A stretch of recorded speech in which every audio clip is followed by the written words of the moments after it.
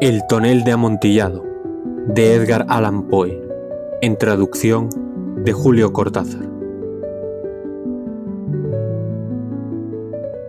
Había yo soportado hasta donde era posible las 1000 ofensas de que Fortunato me hacía objeto, pero cuando se atrevió a insultarme, juré que me vengaría. Vosotros, sin embargo, que conocéis harto bien mi alma, no pensaréis que profería amenaza alguna. Me vengaría a la larga. Esto quedaba definitivamente decidido, pero, por lo mismo que era definitivo, excluía toda idea de riesgo. No solo debía castigar, sino castigar con impunidad. No se repara un agravio cuando el castigo alcanza al reparador, y tampoco es reparado si el vengador no es capaz de mostrarse como tal a quien lo ha ofendido. Téngase en cuenta que ni mediante hechos ni palabras había yo dado motivo a Fortunato para dudar de mi buena disposición.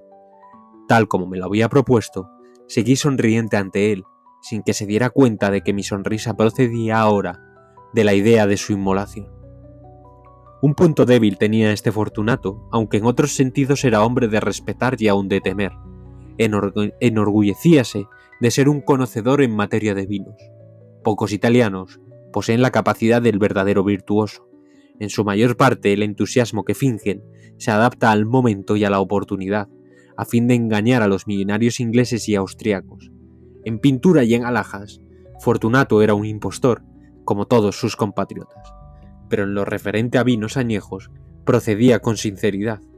No era yo diferente de él en este sentido. Experto en vendimias italianas, compraba con largueza todos los vinos que podía. Anochecía ya, una tarde en que la semana de carnaval llegaba a su locura más extrema, cuando encontré a mi amigo. Acercóseme con excesiva cordialidad, pues había estado bebiendo en demasía. Disfrazado de bufón, llevaba un ajustado traje a rayas y lucía en la cabeza el cónico gorro de cascabeles. Me sentí tan contento al verle que me pareció que no terminaría nunca de estrechar su mano. «Mi querido Fortunato», le dije, «qué suerte haberte encontrado, qué buen semblante tienes. Figúrate que acabo de recibir un barril de vino que pasa por Amontillado, pero tengo mis dudas». «¿Cómo?», exclamó Fortunato.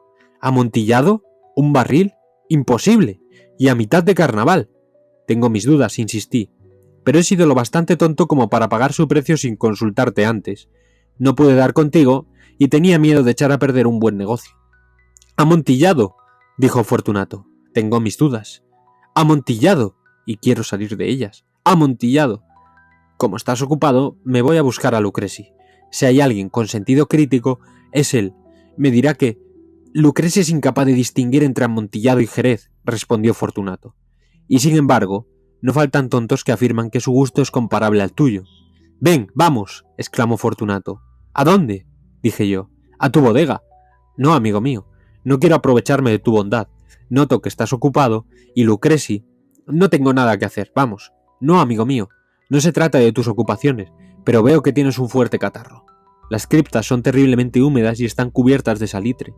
Vamos, lo mismo, este catarro no es nada. ¡Amontillado! Te has dejado engañar. En cuanto a Lucreci, es incapaz de distinguir entre Jerez y Amontillado». Mientras decía esto, Fortunato me tomó del brazo. Yo me puse un antifaz de seda negra y, ciñéndome una roquelaire, dejé que me llevara apresuradamente a mi palazzo.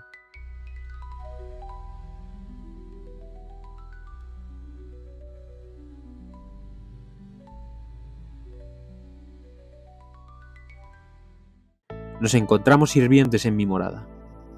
Habíanse escapado para festejar alegremente el carnaval.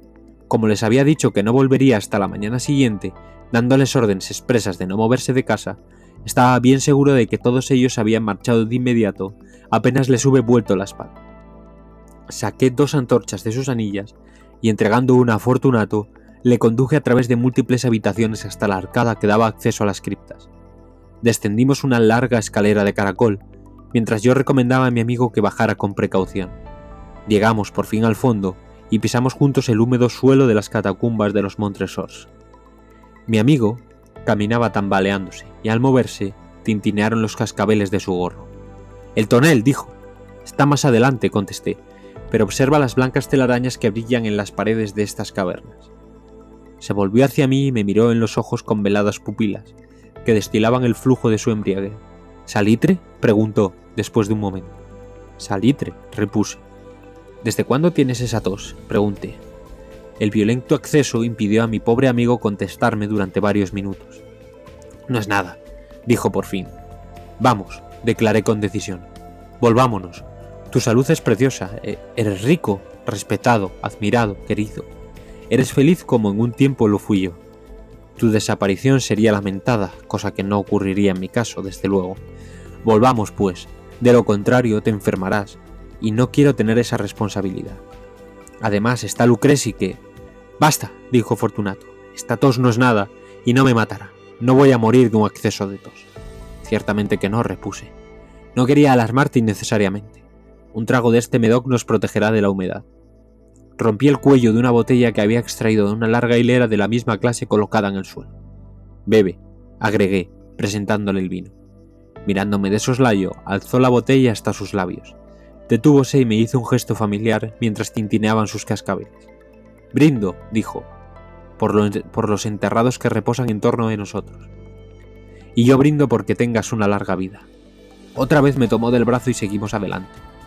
Estas criptas son enormes, observó Fortunato. Los Montresors, repliqué, fueron una distinguida y numerosa familia. He olvidado vuestras armas. Un gran pie humano de oro en campo de azur. El pie aplasta una serpiente rampante, cuyas garras se hunden en el talón. ¿Y el lema? Nemo me impune la cesi. Muy bien, dijo Fortunato. Chispeaba el vino en sus ojos y tintineaban los cascabeles. El Medoc había estimulado también mi fantasía. Dejamos atrás largos muros formados por esqueletos apilados, entre los cuales aparecían también toneles y pipas, hasta llegar a la parte más recóndita de las catacumbas. Me detuve otra vez, atreviéndome ahora a tomar del brazo a Fortunato por encima del codo. Mira cómo el salitre va en aumento, dije. Abunda como el moho en las criptas. Estamos debajo del lecho del río, y las gotas de humedad caen entre los huesos. Ven, volvámonos antes de que sea demasiado tarde. La tos no es nada, dijo Fortunato. Sigamos adelante, pero bebamos antes otro trago de Medoc. Rompí el cuello de un frasco de Gref y se lo alcancé. Vaciólo de un trago y sus ojos se llenaron de una luz salvaje. Riéndose, lanzó la botella hacia arriba, gesticulando en una forma que no entendí. Lo miré sorprendido. Repitió el movimiento, un movimiento grotesco. ¿No comprendes? No, repuse. Entonces no eres de la hermandad. ¿Cómo? No eres un masón. Oh, sí, exclamé. Sí lo soy. ¿Tú un masón? Imposible. Un masón, insistí. Haz un signo, dijo él. Un signo. Mira, repuse, extrayendo de entre los pliegues de mi roqueler una pala de albañil. Te estás burlando, exclamó Fortunato, retrocediendo algunos pasos. Pero vamos a ver ese amontillado. Puesto que lo quieres, dije, guardando el utensilio y ofreciendo otra vez mi brazo a Fortunato, que se apoyó pesadamente, continuaremos nuestro camino en busca del amontillado. Pasamos bajo una hilera de arcos muy bajos, descendimos, seguimos adelante, y luego de bajar otra vez, llegamos a una profunda cripta, donde el aire estaba tan viciado que nuestras antorchas dejaron de llamear y apenas alumbraban. En el extremo más alejado de la cripta se veía otra menos espaciosa. Contra sus paredes habían apilado restos humanos que subían hasta la bóveda, como puede verse en las grandes catacumbas de París. 3 lados de esa cripta interior aparecían ornamentados de esta manera. En el cuarto, los huesos se habían desplomado y yacían dispersos en el suelo, formando en una parte un amontonamiento bastante grande.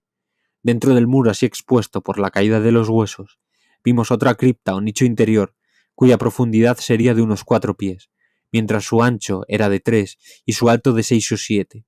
Parecía haber sido construida sin ningún propósito especial, ya que solo constituía el intervalo entre 2 de los colosales soportes del techo de las catacumbas y formaba su parte posterior la pared, de sólido granito, que las limitaba.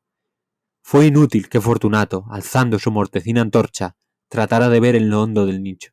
La débil luz no permitía adivinar dónde terminaba. Continúa, dije. Allí está el amontillado. En cuanto a Lucreci, es un ignorante, interrumpió mi amigo, mientras avanzaba tambaleándose y yo le seguía pegado a sus talones.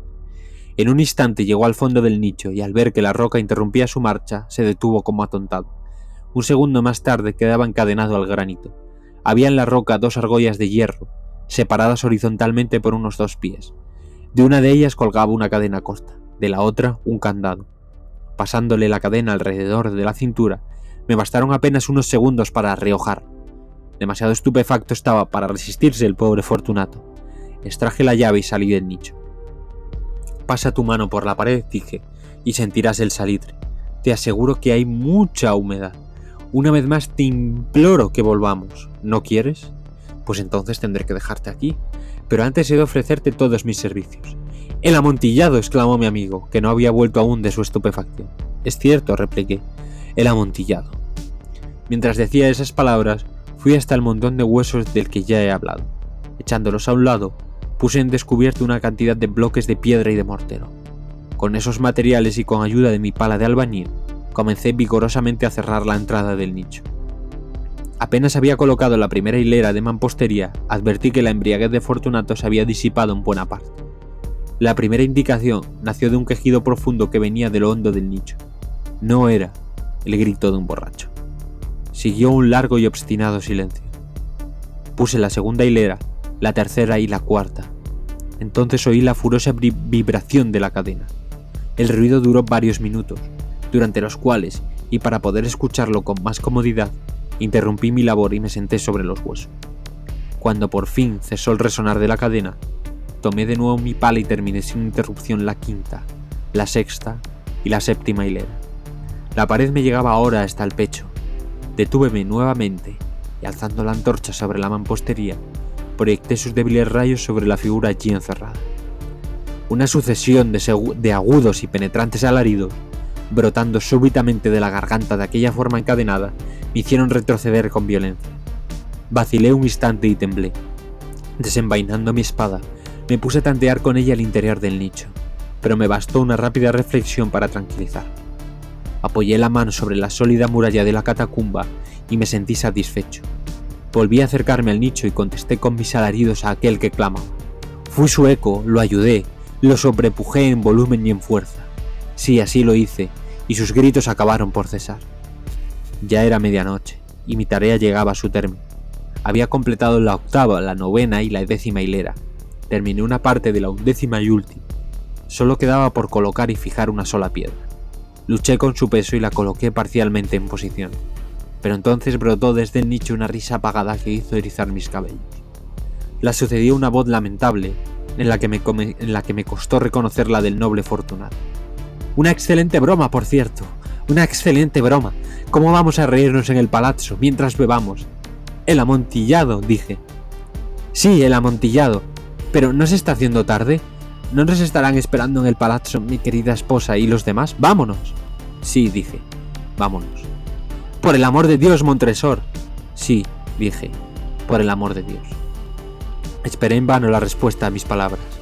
Me impacienté y llamé en voz alta. ¡Fortunato! Silencio.